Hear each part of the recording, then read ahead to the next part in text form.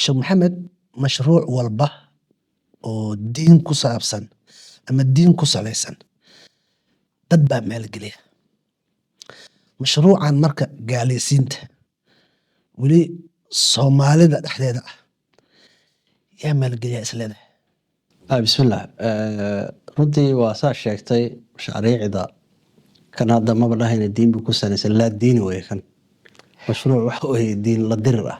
Haye, ama shahaada la dirir aan dhahna si kale haddaan u dhigno haye, marka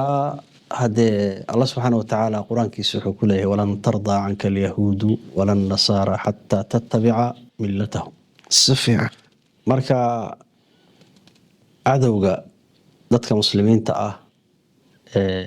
ama yahuud ha noqdaan ama nasaara ha noqdaane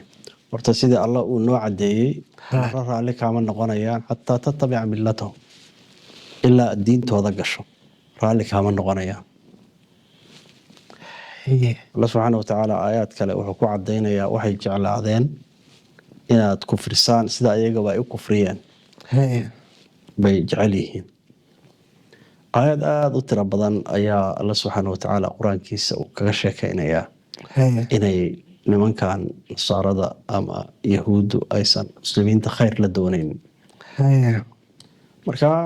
cadowgaasi marka taqliidiga ah ee soo jireenka ah waa uu iska jiraa waa oo gartay. mar walba aan dadka muslimka ama qofka muslimka raba inay diintooda ka fasahadiyaan. Haye, waxyaabaha marka sababi kara oo ay hadda ka faa'iideysan karaan ama xilligan aadka ugu soo beegay unbaa la isweydiin karaaye shaki kuma jiro inuu yahay mashruuc la diini ah ama diin la dirir ah fan. asalaamu calaykum waraxmatullaahi wabarakaatu. soo dhawaada idin lahaantiinba meel walba adduunka aa ka joogtiin kuna soo dhawaada Somali Scandic TV. waxaa maanta halkan marti noogu ah sheekh maxamed yuusuf oo ka mid ah culammada waaweyn ee Finland. sheekh maxamed soo dhawow. asalaamu calaykum waraxmatullaahi wabarakaatu. farxaan waa dhowahay adiga iyo dadka ku taxan janalkana waxaan ku salaamaya salaanta islaamka mar labaad. asalaamullaahi calaykum waraxmatuhu wabarakaatu. sheekh maxamed waxaa maanta halkan kugu wacnay dad badan oo soomaaliyeed ayaa la shaki geliyey oo shaki ayaa lagu abuuray. waxaa jirta fariimo telegramka iyo whatsappyada la iskugu dirayay ayaamahan dambe ee qolo masiixiyiin sheegta ay dirayeen fariimaha. dad badanaa akhriyey kadibna linkiga telegramka ayuu toos ku geenayaa. fariimaha waxaa lagu xusay halkan wax la yiraahdo shahaadada masiixiga ama shahaadatul masiixiyiin. haddaa kuu akhriyo fariinta waxay ugu talagaleen, waxay yiraahdeen qofkii fariintan akhriyo oo dadkii markay akhriyeen kabacdi ayay waxay ku yiraahdeen ma u baahan in shahaado lagu qabto fariinta sooma soo akhrin sidaasaaba macnaha ku gaalowday. marka dad badanaa arrintan shaki gelisay. waxaa maanta halkan ku wacnana waa saas. fariinta waxay leedahay rabbiyow ilaahow maanta waan kuu toobad keenayaa. waa siday ayaga yiraahdeen. waxaan qalbiga rumaysan oo afkana ka qiranayaa. intaas dadkay macnaha shaki gelinayaan waxay leeyihiin inaad ciise masiixi tahay rabbigayga badbaadahayga ee rabbi ciise ruuxaaga mee ka wadaan kolley inay turjumeena u maleena ruuxaaga quduska ah ha i hogaamiyo magaca aabbaha iyo wiilka ruuxa quduska ah. waa sidee hadalka u qoreen kabacdina maxaa la socoto inuu qofka markaas aamiin waxyaaba noocaas dho. marka kitaabka quduska iyo ciise masiix iyo rabbiyow iyo waxyaaba noocaas qofka marka fariintan akhriya sheekh maxamed sidaas miyuu ku gaaloobay؟ بسم الله الحمد لله والصلاة والسلام على أشرف الأنبياء وسيد المرسلين نبينا وحبيبنا محمد بن عبد الله وصلوات ربي وسلامه عليه وعلى آل بيته الطيبين الطاهرين وعلى صحابته أجمعين وعنا معه بمنك وكرمك وجودك يا أكرم الأكرمين. يا فرحان مر لبعض وما سنتهي runtii inta aanan fariinta aan isla falanqayn doonaa dibna waa usoo noqon doonaaye waxaan rabaa laba arrimood oo asalka ah inaynu saxno. waxaad ii sheegtay oo qolyaha inay Soomaali yihiin, haddana waxaad ku sheegtay inay yihiin Soomaali masiixi, Soomaali masiix si fiican. ama Soomaali masiixiyiin ah. horta Soomaalinimada annagu kama qaadayno oo dee Soomaalidu way iska ahaanayaan oo cidina uma diidayso inay Soomaali yihiin. waa sidii ayaga sheegteen Waa se- Soomaali masiixiyaan. marka kelimada ah inay Soomaali masiixi ay yihiin, horta diin ma jirto la dhaho diin la yiraahdo loo nisbeeyo oo la dhaho diinta masiixiyiinta ma jirto. taas horta waa in lagu baraarugsanaado. المسيح هو عيسى بن مريم. عيسى بن مريم ونبي الله با مقاعيديس waxaa ka mid ah المسيح والمسيح بريء منهم. النبي عيسى qolada aad sheegayso bari ayuu ka yahay ama bari ayuu ka yahay ama mar horeba ka noqdayba. qofka Soomaaliga ahaa ee asalkiisu islaamka ahaa, islaamnimada aynu ku ogeyn ee diinta islaamka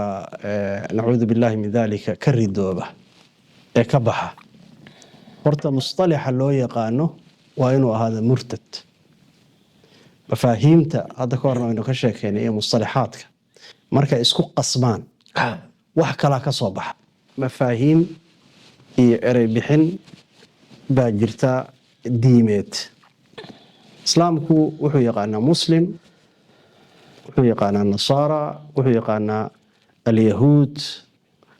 ama marka la isku daro la yiraahdo ahlu kitaab. wuxuu yaqaanaa almushrikuun ama kuwa mushrikiin la yiraahdo buu yaqaanaa. qolo kale oo ummadihii hore ah sida asaabi'iina iyo oo qur-aanka lagu sheegayna waa ay jiraan. qolo dabka caabuda, qolo qoraxda caabuda, macnaha muctaqidaadku aad ayuu u tiro badan yahay. marka qofka asalkiisa muslimka meeshaynu uga socono waa maxay? ee ka baxay diinta islaamka, ee nasaarada galay ama yahuudda galay ama buddhismka galay ama diimaha kale oo adyaan sharqiya, diimaha bariga iyo ka jira oo aadka u tirada badan galay.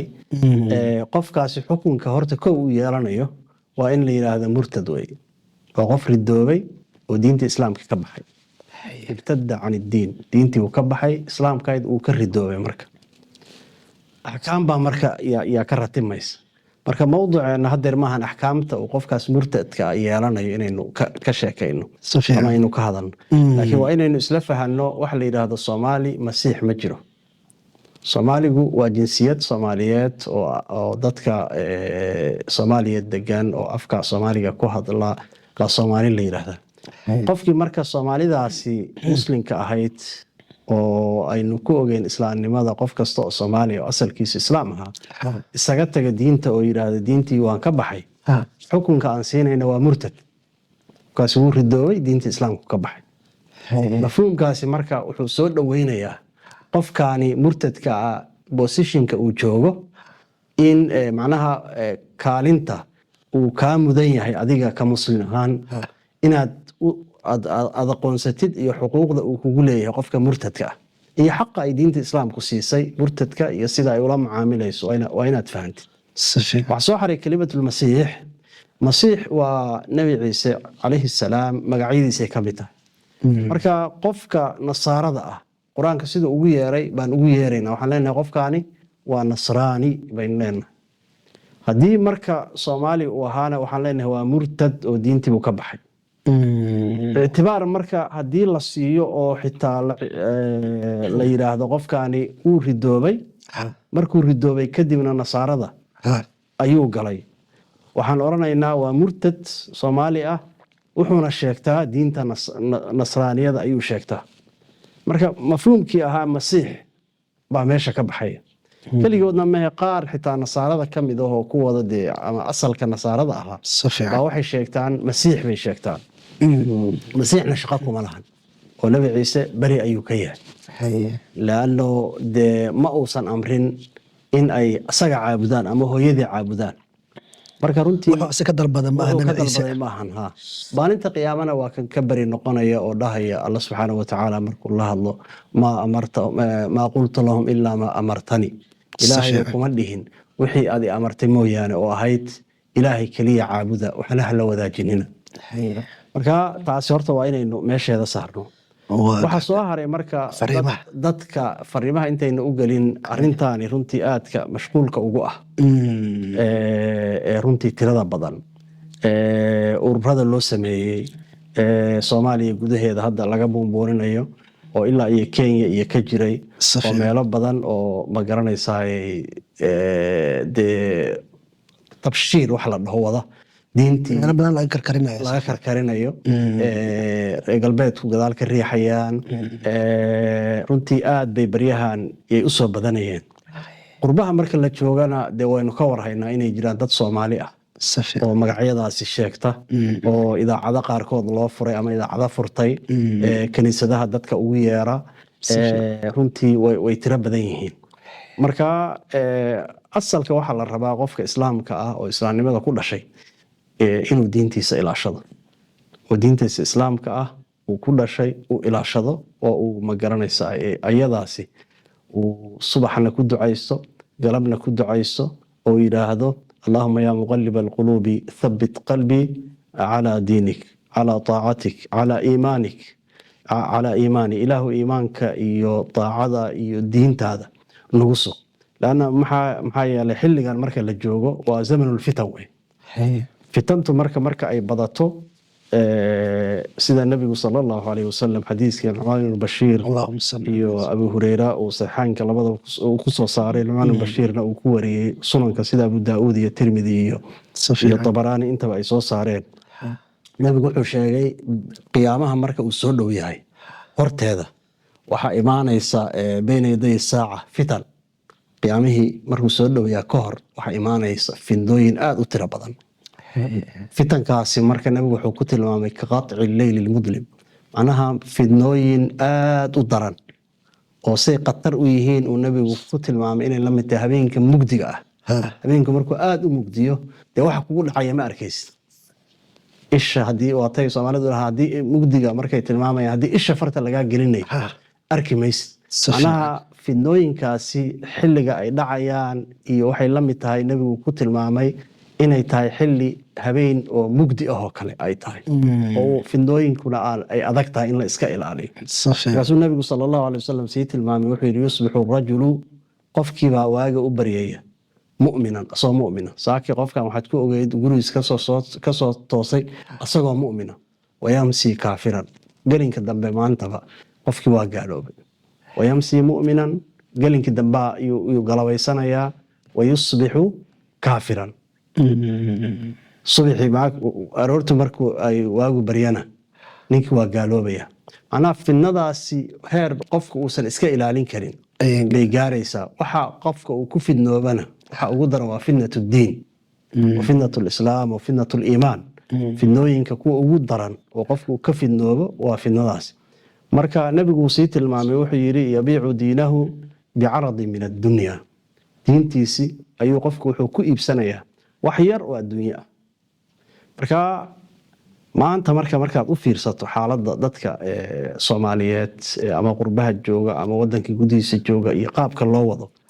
waxa kugu soo dhacaysa mar walba xadiiskaas nabigu sallallahu alayhi wasallam uu soo sheegay waxna ku tusinaysaa nabiga sida uu waxyaabaha soo socda uu ummadiisa uga sii digay nabadnimadiisayna xoojinaysaa waxa soo socda inuu ogaa ay oo loo sii sheegay waxay loogu sheegay ayay ku tusinaysaa waxay kaloo tusinaysaa in xilliga fitanta aadka u tirada badan dadka waxa fasahaadiya ay tahay adduunyada nabigu wuxuu leeyahay yabiicu diinahu bicaradi min addunya adduunka waa wax yar qof walbana maalin buu ka tagayaa laakiin raasmaalka qofka uu haysto ee diimeed inuu iska iibiyo oo waxaan macno lahayn uu ku iibiyo runtii waa arin nabiga uu ka digay sallallahu alayhi wasallam ummadana uu uga digay waxaad kaloo ka fahmaysaa xadiiska sida taqallubaadka dadku si aysan macnaba ugu samaynayn hadduu halkaan uu galay shalay masiixi buu yaanahay buu lahaa walmasiixu bari waa nasraanaan galay murtad buu noqday qaar social mediaha ku jira waxaad arkaysaa ku dhahaya waan soo toobad keenayo wixii waa ka soo noqday meeshii waxaad moodaaba ciyaar inay ka dhigeen haddana xaggaasuu ku noqday haddana qoladaasuu aaday maalin dambe wuxuu ku leey anigu diinba ma haysto marka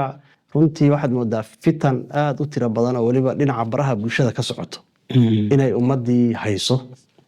fitan aad u tiro badan oo dhan walbaba leh ay ka timid hadday noqon lahayd dhinacii baraha bulshada hadday noqon lahayd ifsaadka akhlaaqiga oo laga wada baraha bulshada kan ijtimaaciga ahoo guurka iyo furniinka iyo gabdhahan gaalada raacayo guursanaya iyo kuwa waxbaan ka baxnay diintii loo ridoobaya iyo kuwa la diinba ma haysano kuwa sunnada inkiraya kuwa aad baad marka waxaad u moodaa ummadii Soomaaliyeed in ay fidnooyinkaas aadka u tirada badan oo nabigu ku tilmaamay ka qat'i al-layl al-mudlim inay dhexda uga jiraan marka taasay marka iyo xiriir la leedahay mawduuca aad akhrinaysid marka asbaabaha marka keenaya dadkani inay marka waxaan sameeyaan asalka waxa ah waa xilligii baa la maraya beenayday saaca la maraya oo fidadu way badanaysaa qayb bay ka tahay marka asbaabaha dib baynu ka taxliilin doonaa laakiin waxaynu u soo noqonaynaa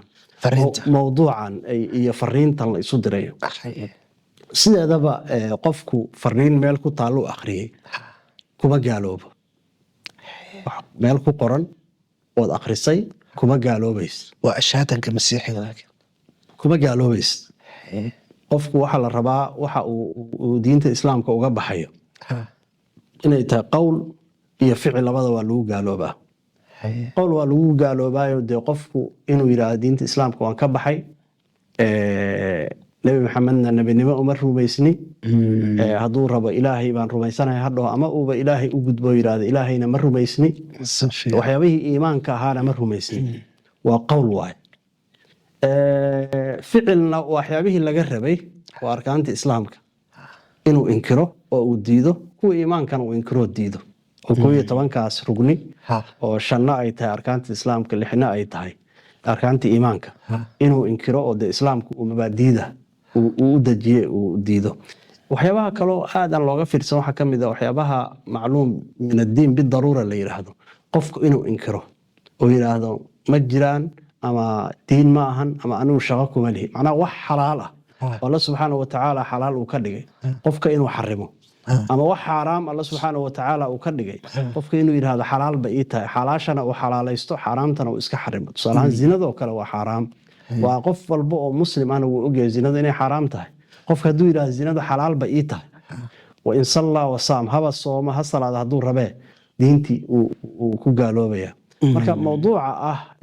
waxyaabo fariin ah baa qofka loo dirayaa fariintii buu akhrinayaa sidee rabtaba ha u qornaatee kadibna lala xiriirayo oo la leeyahay diintii waad ka baxday oo annagaadna noqotay runtii ma lagu gaaloobayo laakiin waxa asal ah fariinta aad iska akhrinaysid inaad ictiqaadsan tahay waxa ku dhex jira aad rumaysid wey tusaalahaan dadka muslimka qofka muslimka marka uu ama qofka maanta aan tawxiidka u qabanayno waxaan u qabanaa shahaadateynka ashhadu an laa ilaaha illa allah wa ashhadu anna muhammadan rasuulullah marka ashhadu an laa ilaaha illa allah waa nafyi iyo ithbaat ashhadu waxaan qiri an laa ilaaha inuusan jirin ilaah ila allah eebba mooyaane marka nafyi waxaad anfinaysaa ama laa ilaaha illa allah waxay ka kooban tahay nafyi la anfinayo waxaan ilaahay ahayn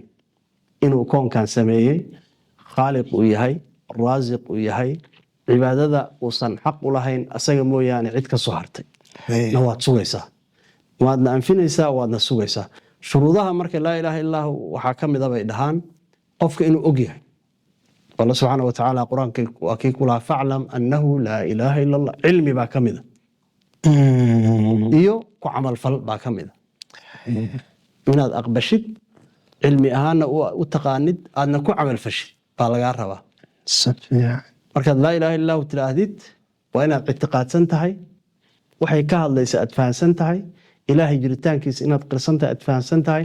nebi maxamed jiritaankiisa inaad qirsan tahay aad fahansan tahay muqtadaheedina aad la timaadid oo ahayd inaad ku camalfashid oo qof kale aadan caabudin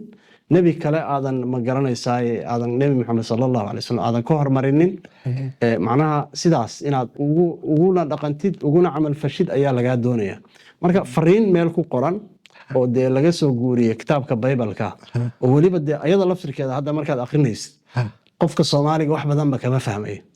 si fiican lanno waa turjuban tahay mushkiladda asalka masiixiyiinta haysata nimankan isku magacaabo oo nasaarada ah si fiican qoladaani ridowday ee nasaarada sheegatana haysata waa nafsul mushkila wey oo macnaheedu waa maxay waxa weeye in qofka lagu yiraahdo ilaah baad rumaynaysaa oo ilaahnimaad u rumaynaysaa nabi ciise aad ilaahnimo u rumaynaysaa hooyadiis baad ilaahnimo u rumaynaysaa macnaha waa tasliiski wey waa saddex hal marka hadda waxa aad aqrinaysay oo meesha ku qoran laakiin tan naftirkeedu waa isla meesha Soomaaliya shahaadadii ee la mid tahay meesha waxa ku qoran rabbiyow maanta waa toobad keenaya rabbiga loo toobad keenaya waa kee marka dabcan ciise masiix sida sheegayaan ciise masiix waa loo toobad keenaya ayaba marka qoraalka aqri rabbiyow waxay leeyihiin rabbiyow ilaahiyow maanta waan kuu toobad keenayaa waxaana qalbiga ka rumaysanayaa oo aan afkana ka qirayaa inaad ciise masiixi tahay waa sida marka macnaha ilaahay baa la leeyahay adiga ciise masiixa sidii ayay ka wadaan marka sidii u dhigeen laakiin maxaa u maleynayaa waxa way soo turjubeen af Soomaaliga macnaha way soo turjubeen dadkana waa usoo bandhigi doonaa message-kan waa tusi doonaa turjuma meesha ku jiro laakiin waxaa leedahay marnaba qofka muslimka ah akhrinta uu akhriyay ilaa anigaba waa akhriyay hadda kuma gaaloobe laakiin hadafka ay uga dan leeyihiin waxa weeye waa tashwiish inay qofkii shubha ku furaan si fiican oo shubahaadka iyo tashwiishka ay furayaan bay qayb ka tahay keliyana ma ahan oo isku dayeen qur-aanka isku dayeen inay tashwiish ku furaan oo ayado ka mid ay yidhaahdaan ayadahani maxaa laga wadaa oo ay tashwiish ku furaan sida faatixadoo kale dhowr jeer ayuu akrinaya si fiican marka fariimahan oo kale sheekh maxamed waagii asxaabihii oo gaalo badan ee jirtay fariimahan oo kale dadka ma loo diri jiray ma lagu gaaleyn jiray mise waxaan wax hadda bilowda waay dabcan dadka xilligii hore oo la joogay dadka qur-aanka ay haysteen oo alla subxaana watacaala nebi maxamed uu ku soo dejiyey isagaa biicjaas ahaaba shakiba lama gelin karinba qoladii Quraysh oo gabayga iyo faseexada iyo horumarka aadka u tirada badan ka gaartay ayaa qur-aankii fa'tuu bisuuratin min milihi in kaanuu saadiqiin la yidhi hal suurada qur-aan ka mida keena way ka cajiseen marka inay carabiyadiisa iyo naxwihiisa iyo tafsiirkiisa iyo macaanida qur-aanka ka hadlayo ay shaki geliyaan ma dhicin marna ma dhicin laanna waxay ogaayeen qur-aankani inaan meel laga soo galo uusan lahayn marka marna ma dhicin sidaas si lamida yahuuddii xilligaa joogtay oo dee af carabigana taqaanay diintii kutubtii horena haysatay ayaguna ma dhicin inay qur-aanka shaki geliyaan oo yidhaahdaan aayaddaana saana iyo tan maxay ka hadlaysaa iyo faatixadaa saana iyo waxyaabaha noocaas oo kale ah marka way ogaayeen qur-aankani inay isagoo uu yahay icjaaz luqawi xagga luqada icjaaz uu ka yahay tartiibka icjaaz uu ka yahay macaanida icjaaz uu ka yahay isagoo kale alfaadiisu ay icjaaz tahay wuxuu ka warramayo qaybiyaadka ay icjaaz tahay wuxuu ka warramayo oo la soo dhaafay icjaaz tahay macnaha waa taxaddi wuxuu ahaa rasmi ah ama challenge ay la imaan waayeen qoladii markaa joogtay marka kuwa yar oo iska Soomaali ah inay yiraahdaan qur-aankan wax ku haynaa xagga taa ayadana saana tan ka hor imaanaysa waa magaranaysa waa iska sheeka barley wey marka sheekh maxamed maxaa keenaya marka in fariinta noocan oo kale dadka ay u nuglaadaan ayagoo macnaha marna ah Soomaali marna ku dhashay diinta islaamka ah oo ku soo barbaaray diinta islaamka inay fariimaha noocan oo kale u nuglaadaan dad badan oo aniga ila soo xiriiray run ahaantii maxaa ka muuqday shaki fara badan iyo waswaas fara badan marka maxaa keenaya islaada horta uma malaynayo qof dee adna basiira ama wax yar oo iimaana qalbigiisa uu ku jiro ama wax yar oo cilmi ah oo fahansan laa ilaaha ila allah muxamadun rasuulullah macnaheeda inuu shaki ka gelayo fariintan af soomaaligeeda xitaa aan la fahmi karin shaki inuu gelayo ama uu ka gelayo uma malaynayo laakiin waa iska suurtagal wax dhici kara weeye dad badan oo waxaa jira dee diinta islaamku barashay u baahan tahay diintu soomaalidu waa diinta way ku dhaqmaan way ku dhasheen laakiin inay macaanida rasmiga fahmaan waxaa laga yaabaa dadka qaar inaad tiraahdi tawxiidka waa muxuu ku yiraahdo waa laa ilaaha ila allahu muxamadun rasuulullah aad tiraahdi macnaheeda ma taqaan ama laa ilaaha ila allah macnaheeda ma taqaan marka masaladu waxay u qudwacaysaa fahamka caqiidada waana meeshu culimmada hadda awoodda ay saarayaan dadkan in caqiidadooda la hagaajiyo dadku waa dad ehlu iimaana waa dad ehlu ma garanaysaa islaama iimaankii qulubtooda uu ka buuxo jecel diintooda islaamnimadooda jecel laakiin in badanoo naga mid ah waxa weeye waa dad aan aqoon u lahayn weliba jaanibka caqiidada aan aqoon u lahayn sidaa darteed waxaa dhacda marar badan shubhooyinka ay nimankan murtadiinta ay baraha bulshada ka wadaan inay raad ku yeelato in badan oo ka mida dhallinyarada baraha bulshada ku jirta oo aan diintooda baran marka waxaan dhallinyaradana ugu naseexayn lahaa in ugu horeyn horta diintooda ay bartaan oo tusaale ahaan laa ilaaha ila allahu shuruudeeda inay dadku bartaan waxay ka waramaysa ay bartaan marka qofku haddii uu diintii barto weliba jaanibka caqiidada dhinaca caqiidada awoodda uu saaro haddee shubahaadna kuma furmayo shakina diintiisa kama gelayo lanna allah subxaanahu watacaala jiritaankiisa waxa uu kaga filan afillaahi shak qof baa marka ka shakinaya ilaahay iyo jiritaankiisa marka ilaahay inuu jiro ilaahay yahay qofna kama waxay ahayd inuu yimaado shaki iyo su-aalo in la isweydiiyo dadka waxaad ugu yeeraysaan ma waxay caabudayaan nabi ciise ma waxay caabudayaan rabbi ma waxay caabudayaan maryama yey caabudaya marka su-aalahaasoo kale qofkii caqli leh waxay ahayd inuu ayaga isweydiiyo xitaa waxa meesha ku qoran baa waxaa ku jira hadallo isdabamarsan oo aan waadixayn mafhuumkooda aan la garanayn qof baa toobad keenaya rabbibuu u toobad keenaya haddana wax kale buu ka dambaysiinaya marka runtii waxaan kula talin lahaa dadka dhallinyarada khaasatan iyo si guudba in ay dadku diintooda bartaan waxay shakiga kaga badbaadi karaan waxa weeye waa inay diintooda usoo noqdaan iyadana ay bartaan dadka culummada ana wixii ka ishkaal gala ay weydiiyaan Allah subhanahu wa ta'ala wuxuu leeyahay fasalu ahli dhikri in kuntum la ta'lamun marka dadka ahlu dhikriga inay weydiiyaan wixii aysan garanaynin Maxamed kooxdan sheegta masiixiyiinta waxay baraha bulshada ku leeyihiin YouTube TikTok Facebook iyo waxyaabo noocaas ah luuqadaha badan ay ku hadlaan waa luuqada Englishka maxaa keenaya marka in Soomaalida kali ay beegsadaan maadaama luuqad international ay ku hadlayaan adduunyada dad badan oo maxaa joogo luuqada Ingiriiska ku hadlo maxay Soomaalida u doorteen mise shaqada loo soo dhiibaa taas dabcan de waa sabab taadan baa sax oo nimankan nashriya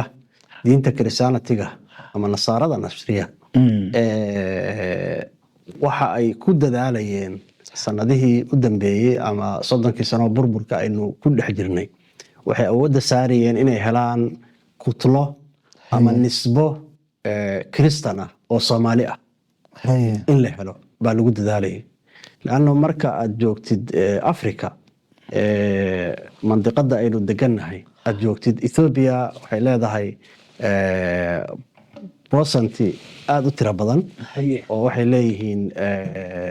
oo Kristan ah Sufyaan oo marka la buunbuuniyo xitaa muslimiinta laga hormariyo Kenya waxaynu ognahay inay muslimiinta ka badan yihiin gaaladu marka waxay qaadan laayihiin Soomaaliya in ay tahay dad muslima 100% 30 sano burburan lagu jiray inta waxa uu sii dheer 30 sano dadka qurbaha iimaanayeen wadamada galbeedka ayaa aad loogu soo qaxay oo la iimaanayay wadamada aynu joogno kale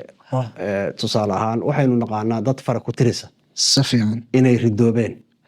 oo diinta islaamka ay ka baxeen wadan walbana waa sidaas aad bay fara ka turis u yihiin marka waxa ku socda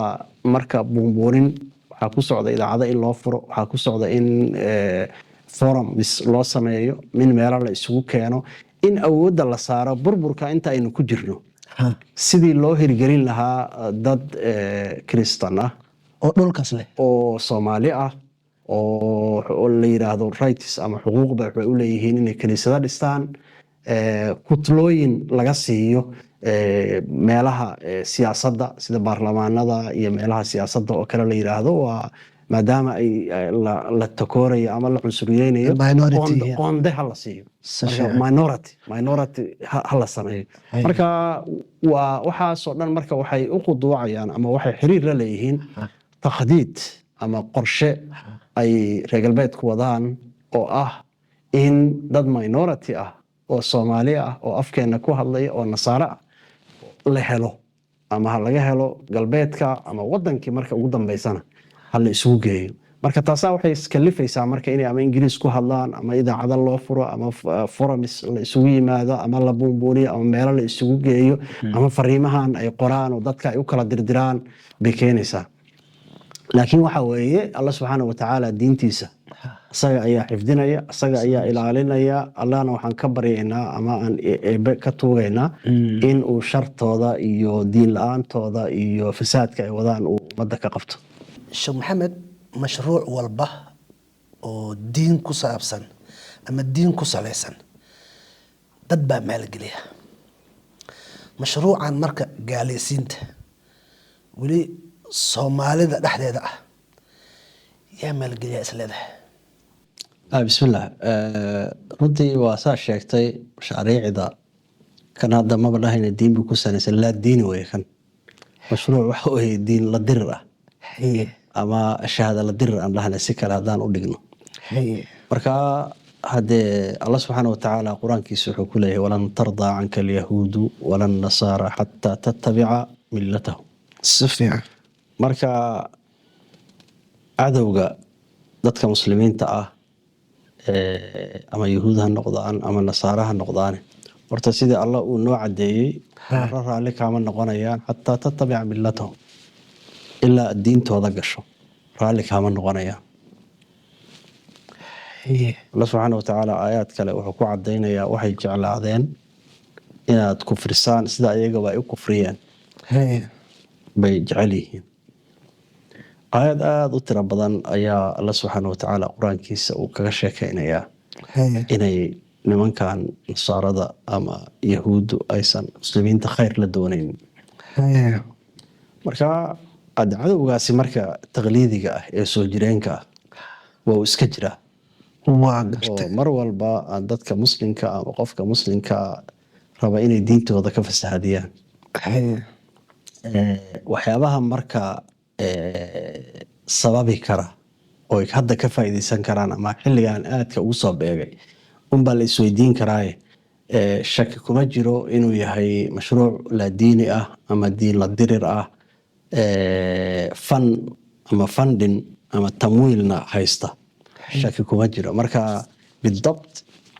kaniisad hebel baa tamwiilisa ama qodob hebel baa meel u fadhida ma oran karno laakiin si guud waxaynu ognahay inuu yahay mashruuc funding ah kaniisada ay tamwiiliyaan ama ay fangareeyaan dowlado ay u ololeynayaan oo gadaal ka riixayaan de wax qarsoon ma ahan iminka ma ogtahay waxyaaba la isu qarqariyaa jiray ma ogtahay markaasaaba dee baybalkii asoo af Soomaali ku qoran lala taagan yahay guriga albaabka lagu soo garaacayaa oo lagu leeyahay ka soo bax meesha oo kaalay noo imow marka tabshiir ama fidin ama bay wadaan aad u tiro badan marka shaki kuma jiro waxyaabaha marka dadka inta badan laga faa'iideystana waliba Yurubta markaynu joogno waxaa ka mid ah dadka xaaladaha khaaska ah ku sugan ama duruufta goonida haysato oo tusaale ahaan qofka sharciyada loo diido kale waxaynu ognahay dadka dhalinyarada oo ama soo tacabira ama badda soo mara marka ay Talyaaniga oo kale waa wadanka dee Roman Catholic kaniisadaha badan diintan ma garanaysaa kiristaanka waana meesha dee Vaticanka iyo uu ku yaalo diinta Catholicuna ay dee ana aad diin u taxgaliya marka la fiiriyo Finland marka inta badan dhalinyaradaasi dhibaataysan ama duruufaysan waxaa hoy looga dhigaa kaniisadaha kiniisadaha lagu xareeyaa, iyadaa quraac iyo yar siisa, halkaasay degan yihiin, meeshaasay joogaan. Marka wax bilaashana ma jiraan. Si toosa cidina inta ugu timaada ma dhahayso meesha ka taga haddii kale kiristan noqda. Laakiin halkaasay ka bilaabataa. Yurubba soo galaan qofku uu dhibaataysan yahay, uusan sharci wadanin, uu soo tacabiray, uu dhib u haysto, meelaha ay degaan kiniisadahaasaa ka mid a. Qaarkood marka waxaa laga yaabaa Yurubta kale oo Yurubta waqooyiga inay usoo tacabiraan, ama Nordiga ama Ingiriiska ama meelahaas. Marka mararka qaarkood waliba qoladan Nordiga aad u timaada wadamadan Sweden iyo Denmark iyo Finland iyo Norway iyo markay yimaadaan, haddii ay fara Talyaaniga iyo lahaayeen sharcigii mar labaad waa lagu dhibaa ama lama siiyo. Duruufuhu mararka qaar waxay kalifaan ay la gashaa inay gacanta u galaan nimankaasi Soomaalida ah ee ridoobay, si kale haddaynu u dhigno dadka ugu yeera gaalaysiinta. Marka waxay yidhaahdaan guri baa lagu siinayaa, xaaladaada waxbaa laga qabanayaa, kaalay ka soo tag, sharcigi ma weydahaa, kiniisaddaa kuu doodaysa, waxbaa lagu siinayaa, ma garanaysaa. Marka qaarkood waxay dhahaan humanitarian ama xaala insaaniya baa qofkii looga faa'iidaysanaya xaalad uu ku sugan yahay. Marka halkaasi marka waa muhiimaddu marka ma ahan in bini'aadannimo lagugu danaynayo. maxaa yeelay wadankan markaad joogto ama wadan kastoo Yurub oo joogtid waxaa faqri ah dad tiro badan oo homeless dadka la yiraahdo wadooyinka taagtaagan oo gaalo ah oo kristan oo guryo lahayn waa lagu mashquula marka qofkii ama muslimka ahaa ama khaasatan Soomaaliga ahaa baa laga kalluumaystaa meelaha kaamamka dadka lagu hayo oo magangelya doonka markay wadanka soo galaan waxa yimaada kaniisadaha ayagoo gawaari wata waxay ku yiraahdaan kaalaya dalxiis baan idin kaxaynaynaa maanta waxaan geenaynaa waa meelaha ka kalluumaystaan bay ka mid tahay marka duruufaha qofka aan iimaankiisu raasiqa ahayn waa looga faa'iideysanayaa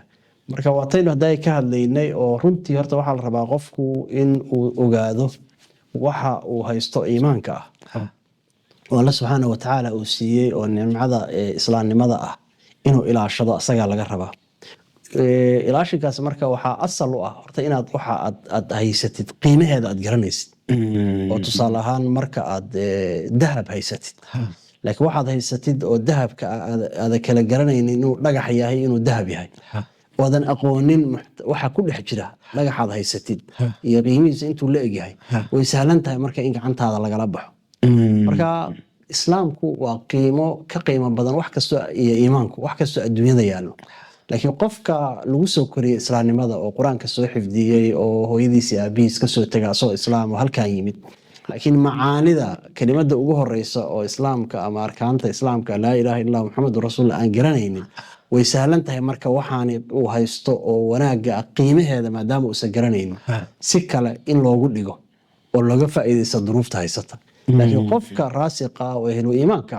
oo ilaahay ku xiran wuxuu aaminayaa qadarta Allah subhanahu wa ta'ala wuxuu aaminayaa haduu Allah subhanahu wa ta'ala u qadaray inuu sharci wadankan ku helo oo dago oo calafkiisu ku qoran yahay oo iimaan u yahay oo kaniisadna ay soo xabisiin karin boqolaal baan garanaynaa kaniisadaha inta tagay ilaa hadda ka daba meereysta iyo kuwa aan kaniisad tagin oo ilaahay sharcigi markay kaam ku jireen iska sii iyo kuwa kaniisadu inta gacanta ku dhigaan ilaa hadda la iska daba wareejiyo kaniisadna waxba aysan u qaban dawladna waxba aysan u qaban qolo kalena waxba aysan u qaban oo ilaa hadda sharci la'aan ay yihiin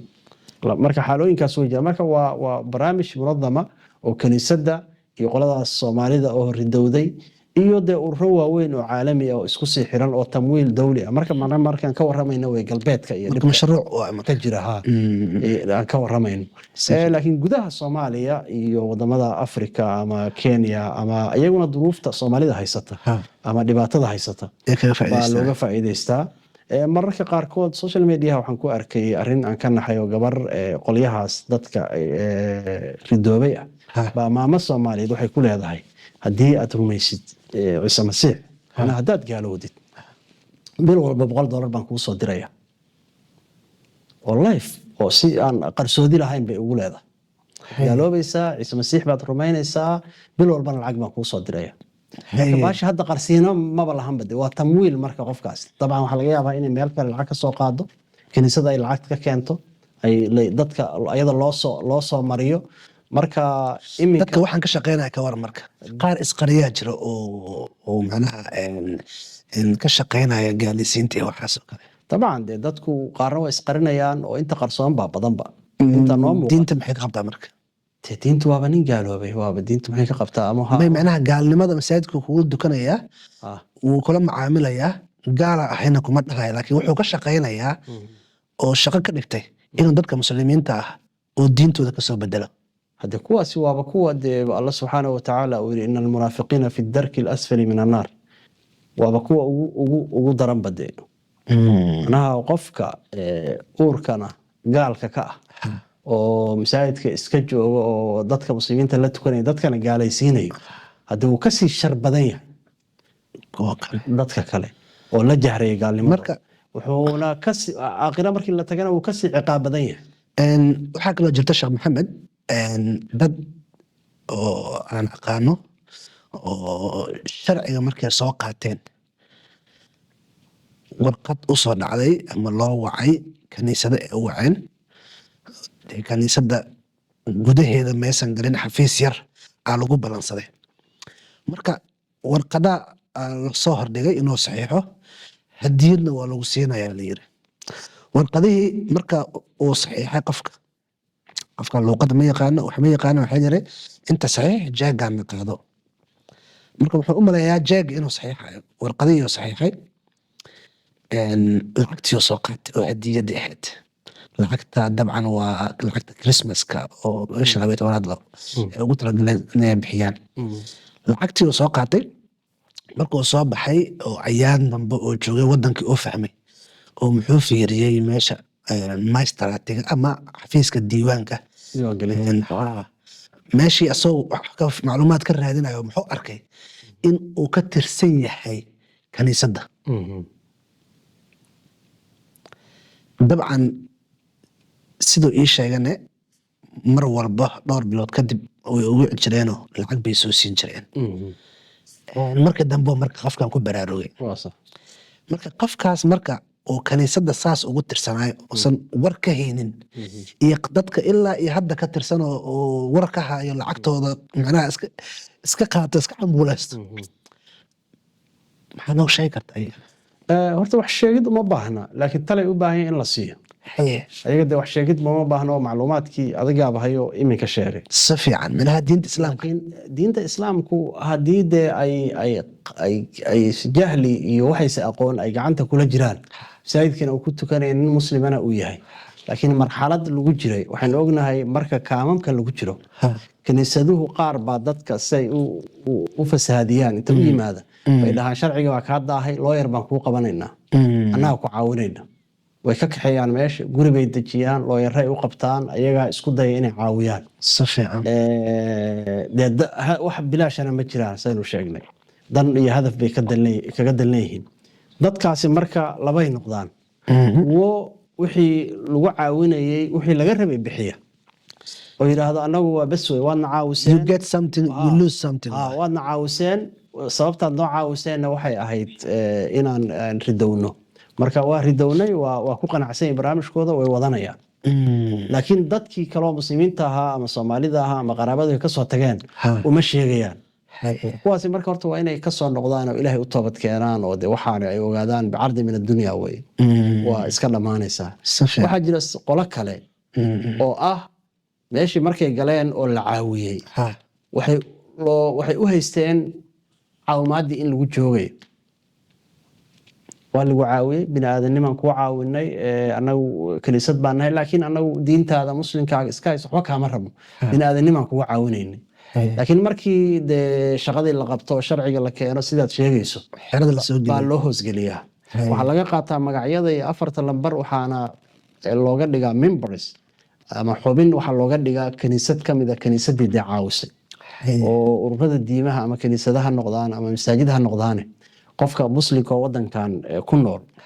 waxaa laga rabaa inuu masjid ka diiwaan gashan yahay ayaa laga doonaya maxay ka caawinaysaa marka masjid markaa ka diiwaan gashan tahay waxay ka caawinaysaa adduunyadan waynu ognahay waa maalmo waa laga tegaya kulligeen waynu dhimanaynaa marka markii aad dhimatid xagee lagugu aasaya haddaadan mimbaris ka mid ahayn muslimiinta mimbarkooda aadan ku jirin waxaa adkaanaysa marka processkii in lagu mariyo muslimiinta oo lagu helo positionkii lagu aasi lahaa oo qabrigaagii communitiga aad ka tirsanayd oo muslimka ahayd shaqadii inay qabtaan way ku adkaanaysaa. waxaa dhacda marka dad badan oo muslimiin waana qaladka ugu badan aynu galno mimbarisba ma ahan masaajidii iyo communitiga muslimiinta xubinka ma aha waa gafafka jiray ka mid tahay oo khatarteeda leh. qaarna waa dad aada u yar oo duruuf mar jirtay looga faa'iidaystay meeshii inay mimbar ahaanin iyo inay masaajidka ama communitiga muslimka xubin ka ahaadaan bedelkeeda isma oga waxayba xubin ka yihiinba communitiga kristaanatiga way xubin ka yihiin. hadhow qofka marka uu dhinto oo uu ma garanaysaa geeriyoodo qoladii waxay ku doodayaan marka qofkan inuu ayaga ka mid ahaa isagii oo saxiixiisii ama afartiisii lambar oo la hayo marka dadkii ehelka iyo qaraabada u ahaa dee ninkan shalay uu masaajid kula tukan jiray waxaa ku adkaanaysa marka inay ku doodaan ninkan inuu muslim ahaa aad bay ugu adkaanaysaa. marka isagoo muslim ba ahaa qaladkaasna ku dhacay baa waxaa suurtagala qabuurihii ama qaybtii kiristanka ama gaalada in lagu aaso baa imanaysa. marka waxyaabaha ay dadka culimada ah ee waliba communitiga iyo masaajidda ka shaqeeya ay maalin walba ka hadlayaan si fiican ayay ka mid tahay.